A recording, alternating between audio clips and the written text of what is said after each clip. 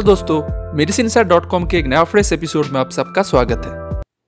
आज के वीडियो में हम लोग बात करेंगे एक बहुत ही ज़्यादा इम्पोर्टेंट मेडिसिन के बारे में। इसे नॉर्मली हार्ट डिजीज मतलब कि हृदय रोग के द्वारा आक्रांत व्यक्ति को प्रेस्क्राइब किया जाता है ताकि हार्ट अटैक या फिर स्ट्रोक के रिस्क को कम किया जाए। इस मेडिसिन में एटोरवैस्टाटिन एंड एस्पिरिन नाम का दो अलग अलग ड्रग रहता है। आमतौर पर आर्टरीज मतलब कि धमनियों में रुकावट के कारण दिल में रक्त का प्रवाह कम होने से हार्ट अटैक मतलब कि दिल के दौरा पड़ता है और ज्यादातर टाइम फैट यानी कि चर्बी और कोलेस्टेरॉल जाके धमनियों में एक प्लाक मतलब कि पट्टिका बना देता है और जिसके कारण धमनियों के अंदर से रक्त का प्रवाह में रुकावट होता है और यही से बनता है हार्ट डिजीज जैसे कि कोरोनरी आर्टरी हार्ट डिजीज और अल्टीमेटली इसके कारण हार्ट अटैक भी हो सकता है।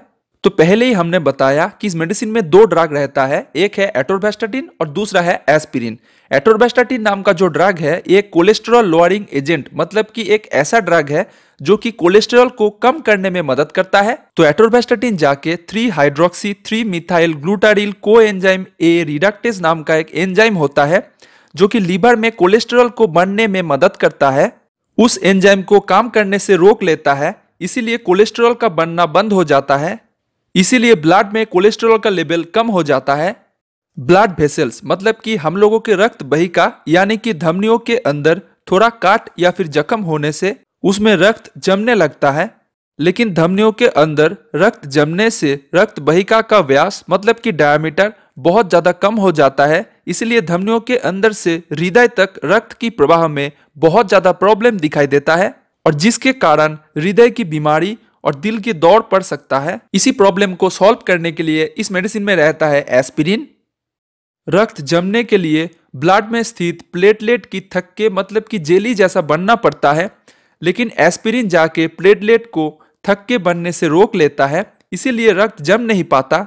इसी तरह से इस मेडिसिन में एटोरवैस्टाटिन और एस्पिरिन नाम का ये दोनों ड्रग मिलके रक्त में कोलेस्टेरॉल को कम करके और रक्त को धमनियों के अंदर जमने से रोककर हृदय में रक्त का प्रवाह बनाए रखने में मदद करता है। इस तरह से हृदय की बीमारी से प्रेरित व्यक्ति को दिल के दौरा पड़ने का रिस्क भी कम हो जाता है। हार्ट अटैक के रिस्क को कम करने के साथ साथ ये मेडिसिन स्ट्रोक के रिस्क को भी कम करता है। तो इस मेडिसिन के ब्रांड नेम के बारे में बताने से पहले चलिए हम लोग थोड़ा बहुत स्ट्रोक के बारे में भी जान लेते हैं। तो स्ट्रोक एक ऐसा कंडीशन है जिसमें कोई भी रुकावट के कारण अगर हार्ट से ब्रेन तक रक्त का संचालन नहीं हो पाए या फिर बहुत ही ज्यादा कम हो जाए, जिसके कारण ब्रेन मतलब कि मस्तिष्क में ऑक्सीजन और पोषण तत्व नहीं पहुंच पाए, तो ऐसा स्थिति में ब्रेन काम करना बंद कर देता है और ऐसे स्थिति को स्ट्रोक कहता है।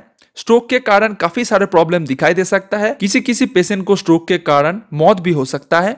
तो चलिए अब हम लोग बात करते हैं इस मेडिसिन के ब्रांड नेम के बारे में। तो ये मेडिसिन इंडिया मार्केट में काफी सारे अलग अलग ब्रांड नेम में अवेलेबल होता है, लेकिन इस वीडियो में हम लोग कुछ बहुत ही ज्यादा वेल नोन ब्रांड के बारे में बात करेंगे, जैसे कि इकोस्पिरिन AB75 कैप्सूल, ये यूएसबी फार्मास्यूटिकल्स की तरफ से आपको मिलता है। एचटोर ASP कैप्सूल ये सन फार्मास्यूटिकल्स की तरफ से आपको मिलता है। टोनेक्ट ASP कैप्सूल ये लुपिन लिमिटेड की तरफ से आपको मिलता है। एटोरबा ASP कैप्सूल ये जाइडस कैडिला की तरफ से आपको मिलता है।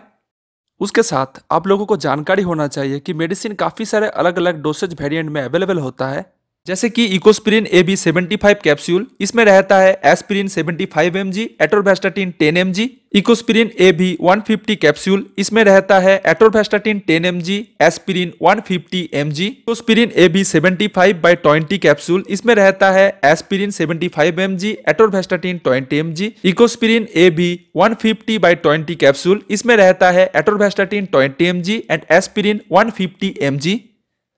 तो चलिए अब हम लोग जान लेते हैं इस मेडिसिन के साइड इफेक्ट्स के बारे में।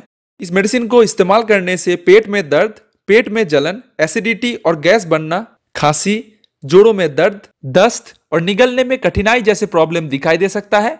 चलिए अब हम लोग बात करते हैं इस मेडिसिन के वार्निंग के बारे में, मतलब कुछ चेतावनी के बारे में, कब आप कोई मेडिसिन इस्तेमाल करना चाहिए, कब आप कोई मेडिसिन नहीं इस्तेमाल करना चाहिए, ये सब चीज के बारे में। अगर आप प्रेग्नेंट है तब इस मेडिसिन को इस्तेमाल मत कीजिए, क्योंकि इस मेडिसिन को इस्तेमाल करने से आपके होने वाले बच्चे पे इफेक्ट पड़ सकता है। अगर आप अपने बच्चों को दूध पिला रहे हैं तब भी इस मेडिसिन को इस्तेमाल नहीं करना चाहिए, लेकिन अगर बहुत ज़्यादा ज़रूरत हो तो डॉक्टर के साथ कंसल्ट करने के बाद आप इसे इस्तेमाल कर सकते हैं। अगर आपको किसी भी तरह का गैस्ट्रो इंटेस्टिनल ब्लीडिंग का प्रॉब्लम है, जैसे कि स्टोमक अल्सर, पेप्टिक अल्सर जैसे प्रॉब्लम है, तब इस मेडिसिन को इस्तेमाल नहीं करना चाहिए। डॉक्टर के साथ जरूर कंसल्ट कीजिए, क्योंकि इस मेडिसिन को इस्तेमाल करने से आपको गैस्ट्रोइंटेस्टाइनल ब्लीडिंग होने का रिस्क बहुत ज़्यादा बढ़ जाता है। अगर आपको एज़मा का प्रॉब्लम है तब भी इस मेडिसिन को बहुत ज़्यादा चेतावनी के साथ इस्तेमाल करना चाहिए। डॉक्टर के साथ कंसल्ट कीजिए, क्योंकि इस मेडिसिन को इस्तेमाल करने से एलर्जिक रिएक्शन होने का चांस रहता है। ये मेडिसिन 18 साल के नीचे बच्चों को नहीं इस्तेमाल करना चाहिए।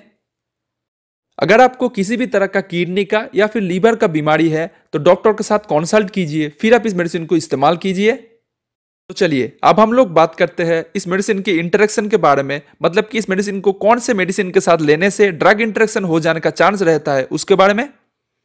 इस मेडिसिन को क्लैरिथ्रोमाइसिन या फिर एजिथ्रोमाइसिन जैसे एंटीबायोटिक के साथ इस्तेमाल करने से ड्रग इंटरेक्शन हो सकता है। इस मेडिसिन को मेथोट्रेक्सेट जैसे इम्यूनोसप्रेसेंट ड्रग के साथ इस्तेमाल करने से ड्रग इंटरेक्शन होने का रिस्क रहता है।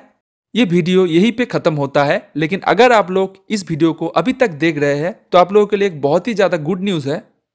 हम लोग मेडिसिन सर वेबसाइट में हार्ट फ्रेंडली डाइट के बारे में एक छोटा सा प्रोग्राम लॉन्च किया है, जो आप लोगों के लिए बिल्कुल फ्री है, जिसका लिंक आप लोगों को नीचे डिस्क्रिप्शन बॉक्स में मिल जाएगा।